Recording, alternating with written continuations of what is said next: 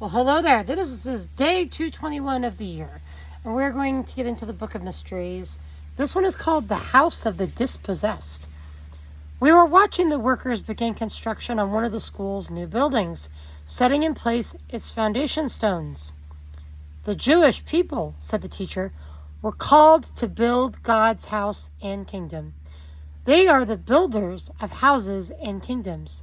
Whether with God or without him, they are anointed as the builders. And so they have played a central role in the building of the great houses and kingdoms of man.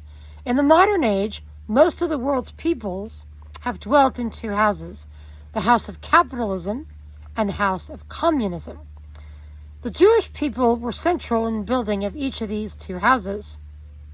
So too they were central in the building of the great houses and kingdoms of man, the house of nations, economies, cultures, sciences, the house of the modern world itself. And yet over and over again, another mystery has manifested. The builders have been driven out from the very houses they built, dispossessed by others. They've been driven out of their places in the house of nations, out of their places in the house of capitalism, out of the communism, and whatever else houses they built. Why, I asked. Thousands of years ago, the book of Deuteronomy gave a warning and a prophecy of what would happen to the children of Israel if they turned away from God and his ways. You shall build a house, but you shall not dwell in it. But then what house are they meant to dwell in? There is one, said the teacher. They began building it 2,000 years ago. Then they removed themselves from dwelling there. And ever since leaving that house, they've never found another. What house? The most universal and wide-spanning house in human history.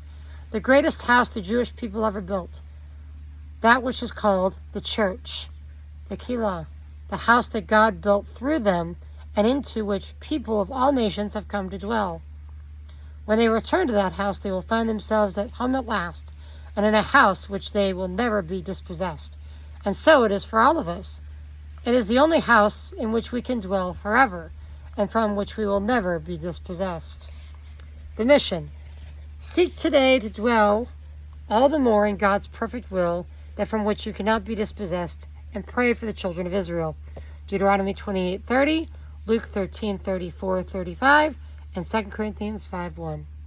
Thank you.